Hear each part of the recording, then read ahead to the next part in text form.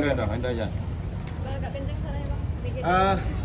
Untuk terkait laporan hari ini, Undang-Undang ITE ya, pasal 27A, untuk pasal 45, kemudian 310, 311, ya, tentang penyebaran nama baik, ya, terkait dengan apa yang selama ini dituduhkan kepada klien kami, yang dimana kami juga mempunyai bukti-bukti bahwa yang dituduhkan tersebut tidak benar, ya, sehingga hari ini menjadi bukti bahwa kami tidak hanya tinggal diam untuk ini, ya.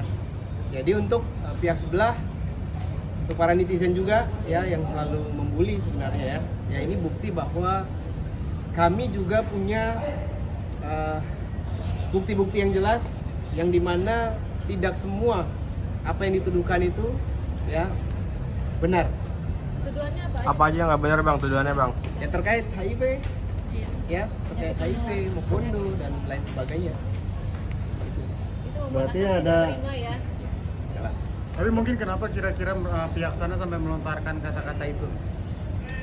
Belum move on ya menurut saya.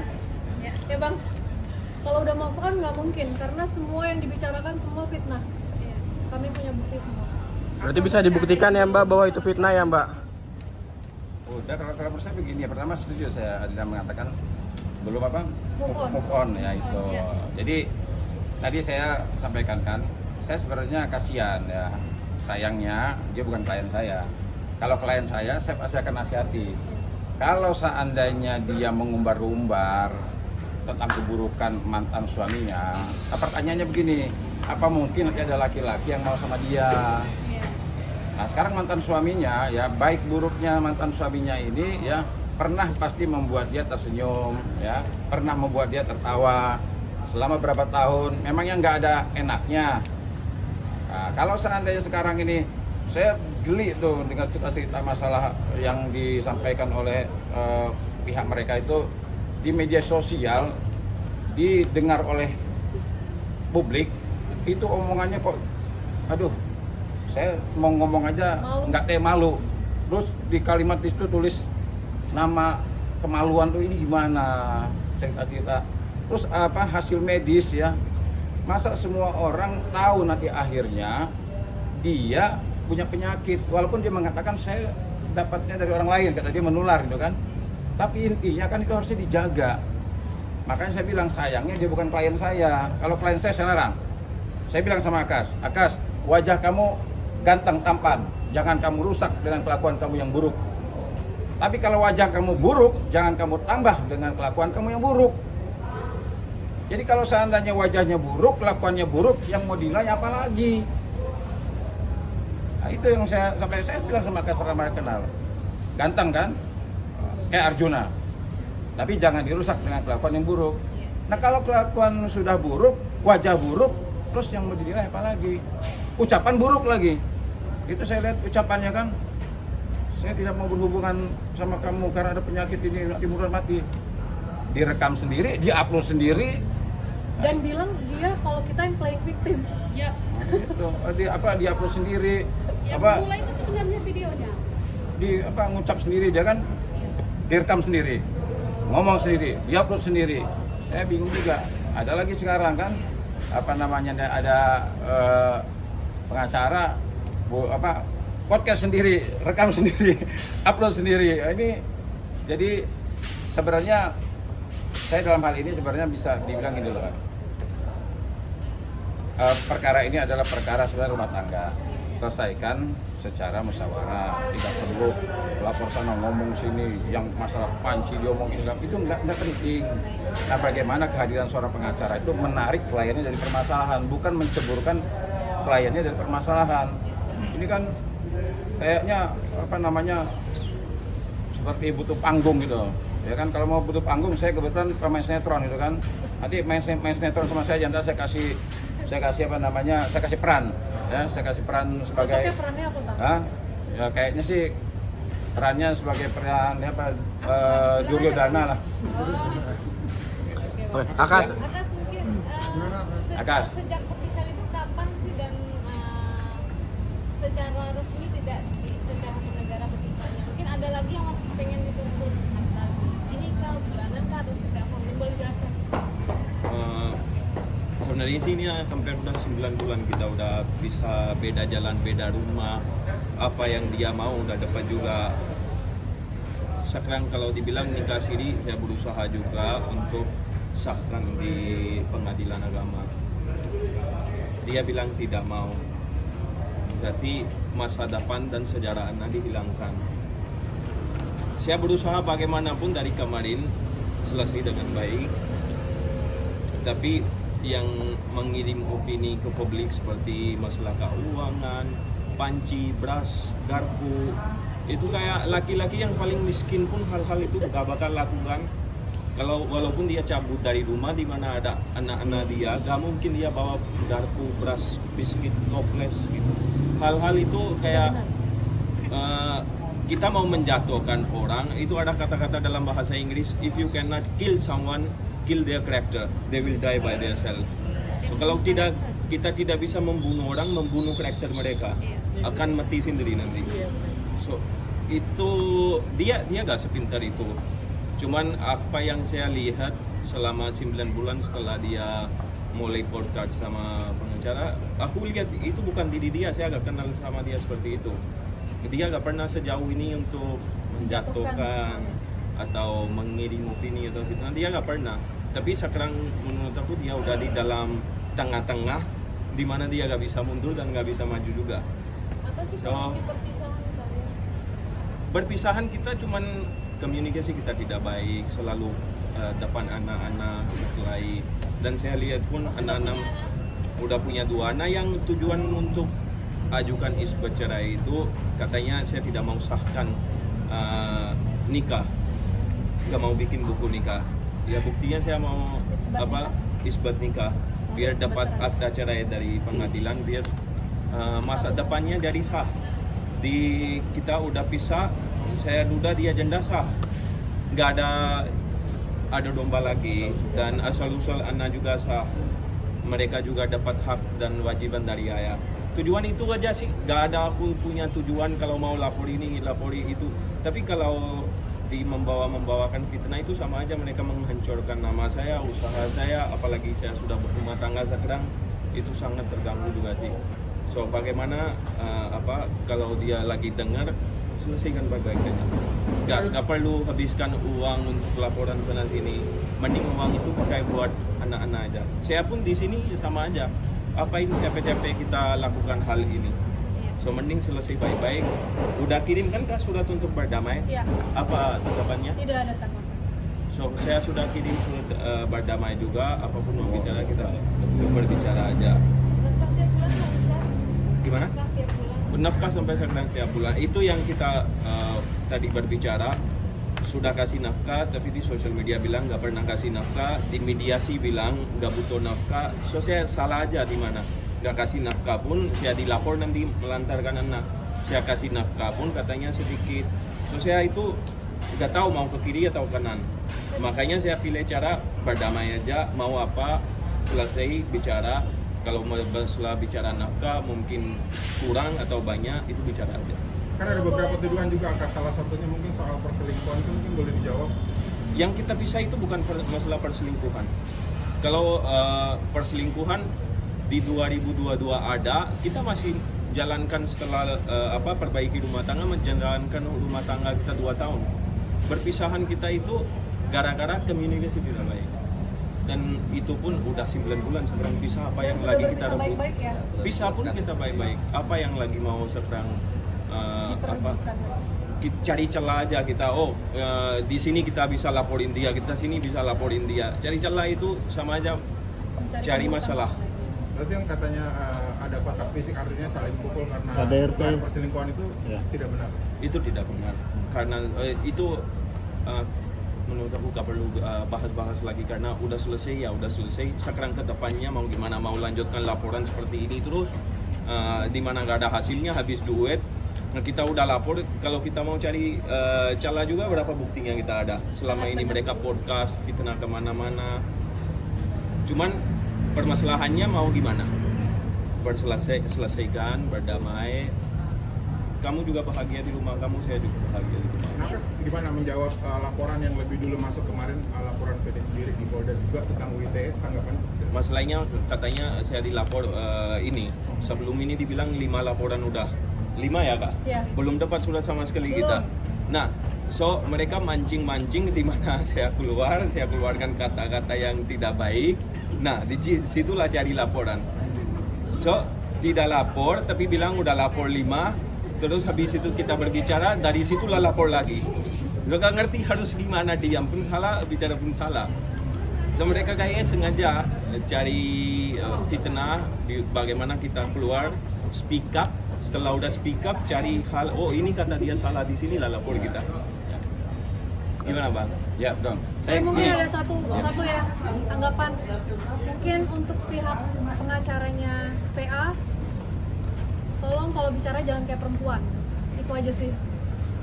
Tambahan lagi ya. Ya, boleh. Ini ya Pak, kita pengacara ini bertindak menggunakan prinsip praduga tidak bersalah ya Pak ya, presumption of innocence. Jadi kita tolong ya, setiap klien yang datang ke pengacara, mereka menceritakan versi mereka, menceritakan kebenaran versi mereka. Jadi tolong gak usah terlalu dalam langsung menyerang secara pribadi lawyer, mulai dari make upnya lah, ininya itu terlalu. Itu kalau kamu laki-laki, kamu nggak mengurusi make up klien saya atau rekan saya ini.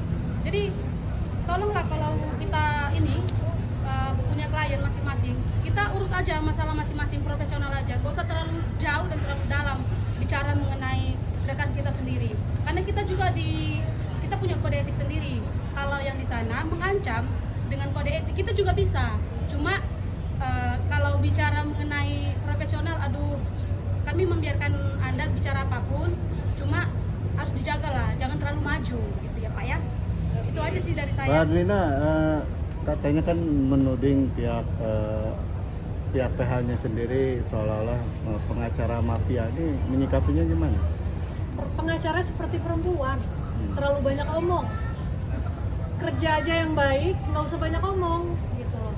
Jadi menurut saya mereka pihak sana itu terlalu banyak omong-omong yang sebenarnya sangat jauh dari fakta.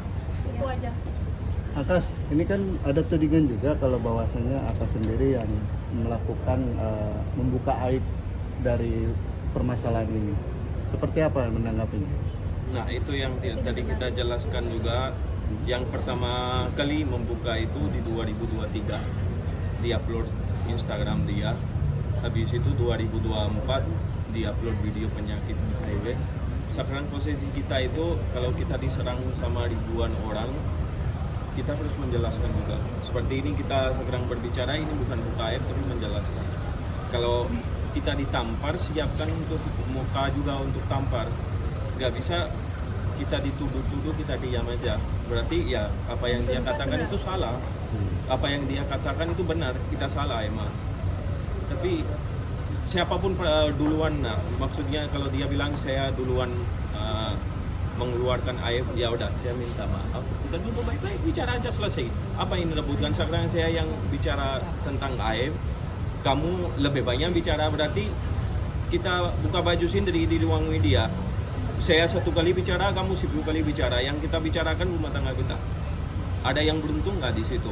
Mungkin beruntung brand dapat banyak view, endorsan, live jualan di TikTok Shop, enak. Tapi hal ini akan ada trauma buat anak-anak saya yang tidak bisa dimenggantikan dengan uang. Yang ini media live hari ini atau video dari ini, kapanpun ada di sosial media juga. Anak-anak bisa lihat kan, bapaknya bicara tentang kemaluan ibu, ibunya bicara tentang penyakitan bapak. Itu sampai kapanpun ada, dan uang dari live penghasilan job gak bakal bisa ganti trauma anak. Akas, mungkin Akas dengan Mbak Adlina, alasan apa sih akhirnya datang menghadiri di salah satu podcast? Mengklarifikasi. Tujuannya hanya mengklarifikasi. Jadi klien kami sudah sangat jauh dibuat stigma negatifnya, maka dari itu kami berhak untuk klarifikasi. Sekali lagi gini, saya mau tambahin ya. Kalau seandainya tadi tanggapan kan bagaimana akan dilaporkan kan. Jadi Akas sudah menyampaikan bahwa kalau hanya mencari kalimat-kalimat yang diucapkan oleh Akas terdapat kesalahan, kemudian ini dilaporkan.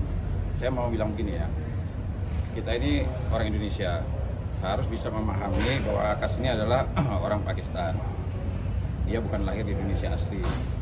Artinya orang, ya jangankan Akas, saya juga sering melihat orang-orang barat, orang luar negeri juga, kalau dia mengatakan, mengucapkan sesuatu itu, kadang kalimat harusnya di depan menjadi di belakang, kadang di belakang menjadi di depan. Saya contohkan begini, kalau mamanya nih, saya ibaratkan saya Akas nih, Gibran Rakabuming bapaknya Jokowi, salah nggak ucapannya? Gibran Rakabuming bapaknya Jokowi. Kalau orang Indonesia yang ini kan, tapi kalau Akas yang mengucapkan, ya kan, Gibran Rakabuming bapaknya Jokowi. Nah, yang kita orang Indonesia yang paham, yang cerdas tahu maksud tujuannya. Kalau kita orang Indonesia mengatakan Gibran Rakabuming itu bapaknya Jokowi, salah. Tapi karena orang luar negeri yang mengucapkan kalimat-kalimat seperti itu, kita harus bisa memaklumi. Tapi tujuannya kita paham. Jangan kalimat-kalimat yang diucapkan oleh Akas nanti dicari kesalahan, dianggap ini mencemarkan, dianggap ini tindak pidana. Nah, harusnya kita paham sendiri. Kalau kita memang benar-benar mau profesional. Tapi kalau hanya mau mencari kesalahan, ya semua juga bisa dicari kesalahan. Itu ya, jadi masalah laporan saya nggak gentar sama sekali laporannya mereka. Cuma kenapa saya mengatakan tidak gentar? Karena saya cerdas. Kalau seandainya orang cerdas, tentu bisa memahami kalimat-kalimat yang diucapkan oleh Akas. Kecuali kalau dia kekurangan kecerdasan, nah, mungkin bisa melaporkan ke pihak kepolisian, gitu kan. Kenapa Saja. alasannya baru buat laporan sekarang? Sudah 8 bulan pengacara saya udah kasih tahu kalau mereka lapor, kita lapor balik. Cuman saya bilang ke mereka, mantan saya itu adalah seorang perempuan, dia bukan lawan saya. Kenapa aku harus main laporan? Ini yang disebarkan video yang hari ini kita masukkan laporan juga di 2024. Kalau mau lapor ya langsung kemarin udah lapor. Cuman dia bukan lawan saya. Dia ada anak-anak yang harus di sana dia jaga juga. So mental dia nanti kena dari polisi ke pengacaranya juga, dari media juga, yang dampaknya adalah anak-anak juga terkena nanti. Makanya dari kemarin lebih banyak diam, gak apa-apa lah, nanti dia selesai lah, habis lah. Makin berapa lama lah paling. Tapi yang sejauh ini yang saya tahu kabar juga ya dari dalam sana, dia sendiri aja sampai sekarang udah capek, disuruh upload fotonya, disuruh upload videonya, dapat komentar lah, bagus lah, jadi harimau lah yang di sana. Tapi ya dia aja sendiri udah capek sekarang, cuman karena dia udah kelewatan, so dia mau nggak mau bawa ini. Tapi saya bilang bersama dia, masih ada saatnya kita bisa berbicara dengan baik-baik, bisa selesaikan sebelum ini semuanya udah sejauh ini. Yang rugi itu saya dan dia, dan kalau kita berdua yang rugi, yang paling rugi itu anak-anak. Orang lain mah udah dapat view, udah dapat endorse, jualan, udah gampang, udah pulang ke rumah masing-masing. Yang losa dan kena trauma itu anak-anak kita.